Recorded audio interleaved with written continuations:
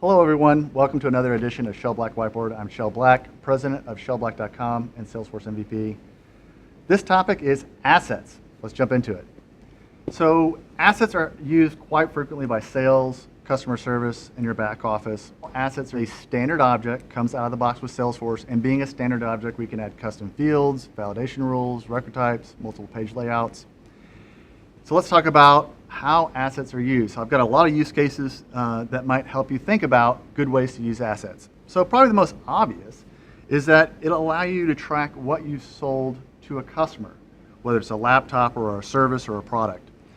You can also use it to track what someone is entitled to. So maybe they've bought your product, but does that product come with a warranty, maybe extra training, free access to your website? So things that a customer might be entitled to that may not be a product you may want to track as well. Other stuff that we can track is a competitor's product or a competitor's equipment. So let's say that we sell routers and we want to know that this account is currently a Cisco customer and they've got this certain model of Cisco router. That's not our equipment, that's equipment they've bought from a competitor, but it might help us from a sales point to know what they have already.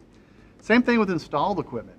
So let's say we sell computer software and we need to know what type of server, is it running Linux, is it running Windows, is it a Mac, is it a PC, how much RAM, is it connected to the network?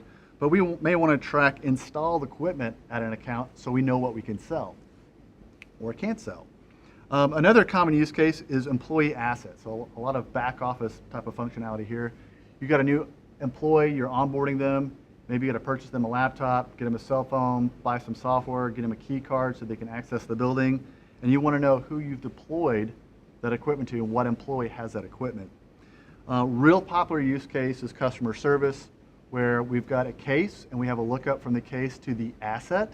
So we know that this ticket or this incident or this case is related to this asset. And what that allows us to do is if we go look at the asset record, we can see every case that's been opened up against that asset. So how could that be helpful? Well, so let's say we have a laptop and we've had 3 cases where we've replaced the monitor on that laptop. Maybe the 4th time they call and open a case, we just give them a new laptop. Some other things to know or some other considerations. When we look at standard fields here in a little bit, you'll notice that there is a lookup relationship to the account, a lookup relationship to the contact, and a product. Because they are lookup relationships and not a master detail lookup relationship, there's no good way to summarize all the assets against, say, a contact or against an account. If you had a custom object and replaced the standard object of an asset with a custom object called assets, you can now use summary roll-up fields by creating a master detail relationship to the custom object, to the account, or to the contact, and then you can summarize information. How much equipment, what dollars, those type of things. Latest purchase, those type of things with summary roll-up fields on a custom object with a master detail relationship. Something that you might want to know is within assets, there is some native functionality around what's called an asset hierarchy. So let's take our laptop analogy. You have a chassis. That might be the top level of the hierarchy.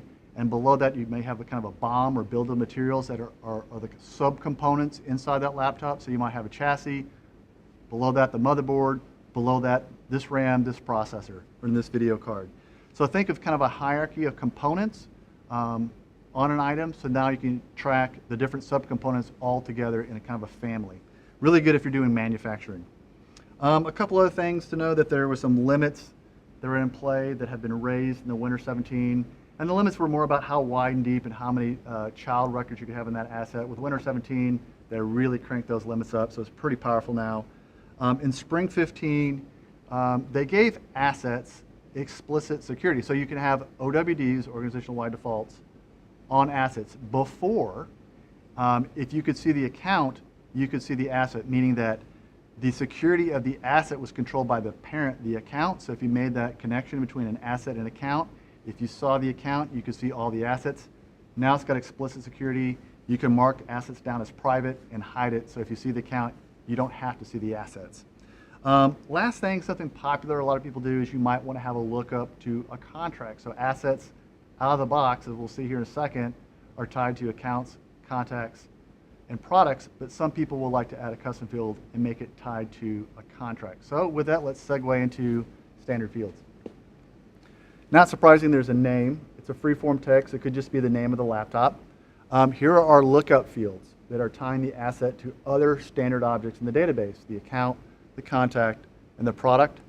The way you can track a competitor's product in assets is just a checkbox field. So if that is a competitor's asset, you just check that box on the record. Description field for as many things that you want there. It could be the RAM and CPU or whatever you want on that computer. There's a status field. Is it on order? Has it been purchased? Has it been shipped? Has it been deployed? Has it been returned? It's just kind of a life cycle of what's going on with that asset. Has it been retired?